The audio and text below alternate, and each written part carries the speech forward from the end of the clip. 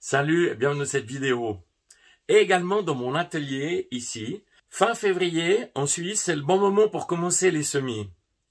On va parler de aubergines poivrons primaux. Je suis en train de préparer une vidéo qui sortira la semaine prochaine sur ce sujet.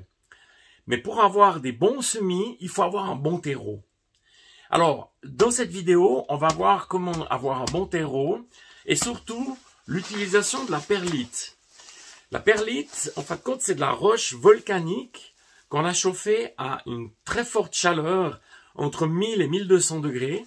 Et ça a eu comme effet de la blanchir et puis surtout de la faire grossir entre 4 et 10 fois. La perlite, elle a deux gros avantages. Elle va permettre d'aérer et de mieux drainer les plantons. Le deuxième avantage, c'est qu'elle a une capacité d'absorption de l'eau tout à fait extraordinaire. Et c'est ça qui va me permettre au moment de faire mes semis, de ne pas les arroser avec mon concept de jardinière. Je te remets le lien en haut à droite. Donc, j'arrose une fois par immersion au moment de faire du semis et j'arroserai de nouveau une fois lors du repiquage. Alors voilà, c'est parti. Donc, il y aura aussi d'autres vidéos qui vont sortir. Si tu veux pas les louper, clique en bas à droite sur abonner. On va voir maintenant plus en détail la perlite et comment l'utiliser.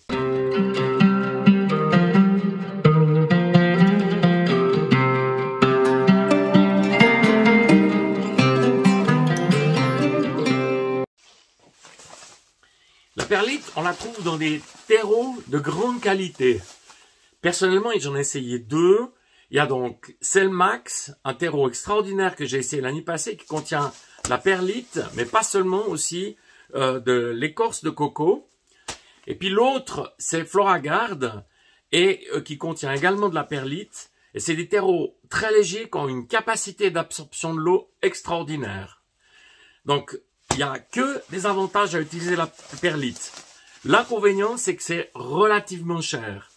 Un sac de 10 litres, comme ça, m'a coûté environ 10 francs, ça veut dire environ 10 euros. Ça fait 1 euro par litre. Et c'est aussi ça qui fait que ces terreaux de très bonne qualité sont relativement chers.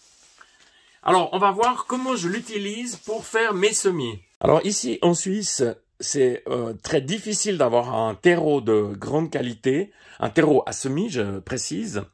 Et puis cette année, donc, j'ai pas réussi à trouver du Floragard ou du Selmax pour des raisons de distribution, pour des raisons de transport et autres.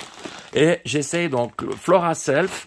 C'est des sachets que j'ai payé de 15 litres, que j'ai payé 5 francs 90, donc 5 francs 90 chez Hornbach. Et je vais donc les utiliser avec la perlite.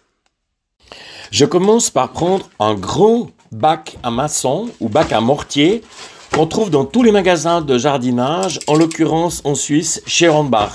Ça vaut à peu près 6 francs, donc ça veut dire 6 euros. Ensuite, je viens vider ici mes sacs de terreau. Je prends un cutter pour que ce soit propre.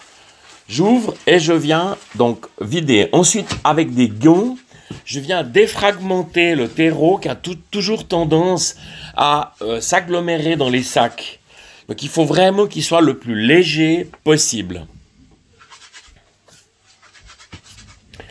Ensuite, je viens prendre mon sac de perlite et je viens le verser dessus.